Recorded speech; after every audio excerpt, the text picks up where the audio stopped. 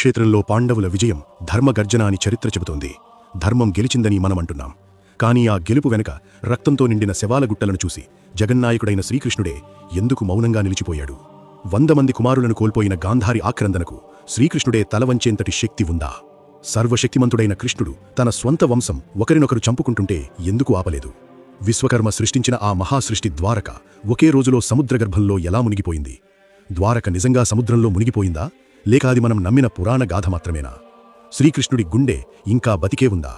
పూరీ జగన్నాథ ఆలయంలో దాచిన ఆ దివ్య పదార్థ రహస్యమేమిటి? అశ్వత్థామ ఇప్పటికీ భూమిపై బతికే ఉన్నాడా?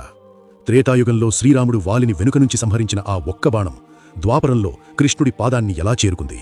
కలియుగం అసలు ఎప్పుడు ప్రారంభమైంది? కురుక్షేత్ర రణరంగాంతరం నుంచి సముద్రగర్భంలో దాచబడిన ద్వారక వరకు మీరు ఎప్పుడూ వినని, ఎప్పుడూ చూడని రహస్య సత్యాలు మన శివతత్వ వేదంలో తెలుసుకుందాం. యుద్ధం ముగిసింది. 18 రోజుల మహాసంగ్రామం ఆగిపోయింది. కురుక్షేత్రం నిశ్శబ్దమైంది. చరిత్ర మాత్రం ధర్మం గెలిచిందని ప్రకటించింది. కాని ఆ యుద్ధ భూమిపై పడి ఉన్న లక్షల శవాలను చూసినప్పుడు ఆ గెలుపు కూడా ఓటమిలా అనిపించింది.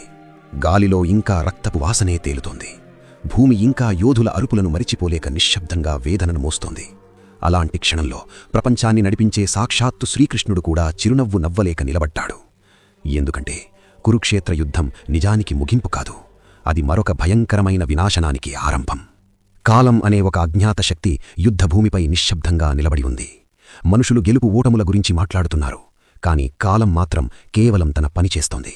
సత్యయుగంలో ధర్మం 4 కాళ్లపై నిలబడి ఉంది. త్రేతాయుగంలో అది 3 కాళ్లపై నిలిచింది. ద్వాపరంలో 2 మాత్రమే మిగిలాయి. ఇప్పుడు కలియుగం అంచున ధర్మం ఒక్క కాలిమీద వణుకుతోంది. కురుక్షేత్రంలో రక్తం కారింది, కాని అది కేవలం శరీరాల నుండి కాదు, యుగ మార్పు నుండి కారిన రక్తం. కృష్ణుడు ఆ దృశ్యాన్ని చూస్తూ ఉన్నాడు. ఆయనకు తెలుసు, ఈ యుద్ధం వల్ల భూమి భారం తగ్గింది, కాని ఇంకా ఒక భారముంది. అది యాదవ వంశం. అది కూడా ముగియాల్సిందే. కురుక్షేత్ర యుద్ధమై 35 సంవత్సరాలు గడిచిపోయాయి. ద్వాపర యుగం ముగిసి కలియుగం మొదలైంది. యుగం మారడమంటే ఒక్క రోజులో ఏదో అద్భుతం జరిగిందని కాదు. నెమ్మదిగా మనుషుల మనసులు మారడం మొదలైంది. పెద్దలకు గౌరవం తగ్గింది, మాటల్లో అహంకారం పెరిగింది, మద్యం తాగడం సాధారణమైంది, జూదం ఆడటం గర్వంగా మారింది, రాజు మాటను పట్టించుకోని పరిస్థితి వచ్చింది. ఈ మార్పులు కేవలం బయట ప్రజల్లోనే కాదు, కృష్ణుడు నివసించే ద్వారక నగరంలో కూడా కనిపించాయి. కృష్ణుడు ఎందుకు ఆపలేదు? ఎందుకంటే అవతారం ధర్మాన్ని స్థాపించడానికి వస్తుంది, కాని యుగధర్మాన్ని మార్చడానికి కాదు. యుగం మారినప్పుడు దేవుడు కూడా కాలచక్రాన్ని గౌరవిస్తాడు. కాలమే ఈ సృష్టిలో అత్యున్నత శక్తి. బ్రహ్మ సృష్టిస్తాడు, విష్ణువు పోషిస్తాడు, శివుడు లయచేస్తాడు, కాని ఈ ముగ్గురిని కదిలించేది కాలం. ద్వారకలో పరిస్థితి కృష్ణుడిని బాధించింది. అందుకే ఆయన ఒక రాజశాసనం పెట్టించాడు, ఇకపై ఎవరూ మద్యం తాగకూడదు అని. నగరమంతా చెప్పించారు, కాని అందరూ వినలేదు. కృతవర్మ అనే యాదవ వీరుడు కృష్ణుడిపై మనసులో కోపం పెట్టుకున్నాడు. ఎందుకంటే కురుక్షేత్ర యుద్ధంలో అతను కౌరవుల పక్షాన పోరాడాడు. యుద్ధానికి ముందు అర్జునుడు, దుర్యోధనుడు ఇద్దరూ కృష్ణుడి సహాయం కోరగా కృష్ణుడు ఒకవైపు తనను, మరోవైపు తన సేనను ఇస్తానన్నాడు. అర్జునుడు కృష్ణుణ్ణే ఎంచుకున్నాడు, దుర్యోధనుడు సేనవు తీసుకున్నాడు. ఆ సేనకు నాయకుడు కృతవర్మ. యుద్ధం తర్వాత అతనికి కృష్ణుడిపై దాచిన అసహనం పెరిగింది.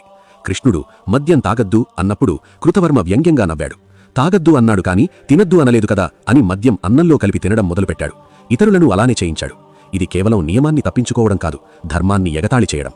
ఇంతలో కృష్ణుడి మనసులో 2 శాపాలు గుర్తుకు వచ్చాయి. కురుక్షేత్రం తరువాత గాంధారి. కృష్ణ, నేడు నా వంశం యుద్ధాగ్నిలో క్రూరంగా సంహరించబడి నశించినట్టే, ఇదే రోజు నుంచి 36 సంవత్సరాల తర్వాత నీ యాదవ వంశము సమూలంగా నాశనమవుతుంది. నీవు నిర్మించిన ఆ ద్వారకా నగరంలో ఒక్కరైనా మిగలరు. చివరికి నీవు కూడా అనాథవలే దిక్కులేని మరణాన్ని పొందుతావు అని శపించింది. శ్రీకృష్ణుడు దానికి సమాధానంగా చిరునవ్వుతో ఇలా అన్నాడు, తథాస్తు తల్లి. నా యాదవులను సంహరించగల శక్తి దేవతలకు గాని రాక్షసులకు గాని లేదు. వారు తమ చేతులారా తమ గమ్యాన్ని తామే చేరాలి. కాలం నిర్ణయించిన దాన్ని నేను కూడా అంగీకరిస్తానన్నాడు. మరొకటి ఋషుల శాపం. ఒకసారి కొంతమంది మహర్షులు ద్వారకకు వచ్చినప్పుడు యాదవ యువకులు అహంకారంతో కృష్ణుడు మరియు జాంబవతిల కుమారుడైన సాంబుడికి ఆడవేషం వేసి ఈమెకు పుట్టేది అబ్బాయా అమ్మాయా అని అడిగారు.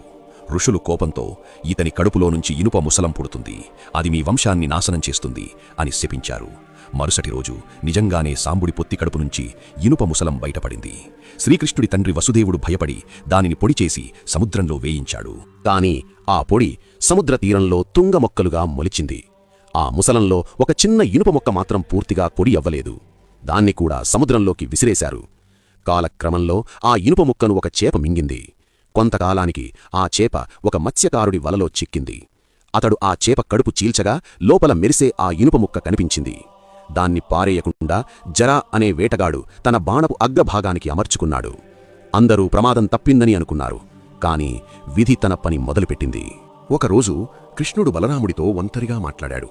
కలియుగం మొదలైందన్నయ్య, మన పని పూర్తవుతోంది, యాదవ వంశం అంతమవుతోంది అన్నాడు. బలరాముడు కోపంగా, ఎవరైనా తప్పు చేస్తే నేనే శిక్షిస్తాను అన్నాడు. కాని కృష్ణుడు మౌనంగా ఉన్నాడు. ఆ రాత్రి సుదర్శన చక్రం ఇతర దివ్యాయుధాలు ఆకాశంలో కలిసిపోయాయి. దేవత్వం నెమ్మదిగా దూరమవుతున్న సంకేతమది. పున్నమి రోజు రైవతాద్రి దగ్గర జాతరకు యాదవులందరూ వెళ్లారు. స్త్రీలు, పిల్లలు, వృద్ధులు తప్ప మిగతా వారంతా చేరారు. సముద్ర తీరంలో ఆ రాత్రి విచిత్రమైన నిశ్శబ్దముంది. అలలు కొట్టుకుంటున్నాయి. మద్యం మత్తులో నవ్వులు వినిపిస్తున్నాయి. కాని ఆ నవ్వుల వెనక విధి అడుగులు వినిపిస్తున్నాయి. ఎరకగడ్డి గాలి తాకిడికి ఊగుతోంది. ఎవరికీ తెలియదు, అది సాధారణ గడ్డి కాదు, అది శాపరూపం, అది అహంకారానికి ప్రతిఫలం, అది ధర్మానికి అవమానం చేసిన వారికిచ్చే సమాధానం. అక్కడ మద్యం, మాంసం, గొడవలు మొదలయ్యాయి. మత్తులో సాత్యకి కృతవర్మను యుద్ధం గురించి అవమానించాడు. కృతవర్మ ప్రతిగా కృష్ణుడినే దూషించాడు. కోపంతో సాత్యకి కృతవర్మను ఖడ్గంతో చంపేశాడు.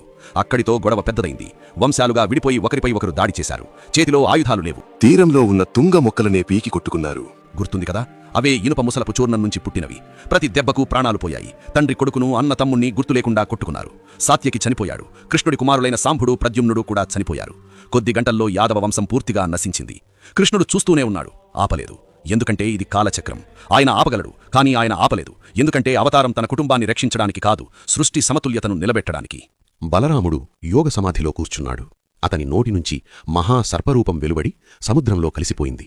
అతను ఆదిశేష అవతారం కాబట్టి తన అసలు రూపానికి చేరుకున్నాడు. కృష్ణుడు ఒంటరిగా నడిచాడు. తన జీవితం గుర్తు చేసుకున్నాడు.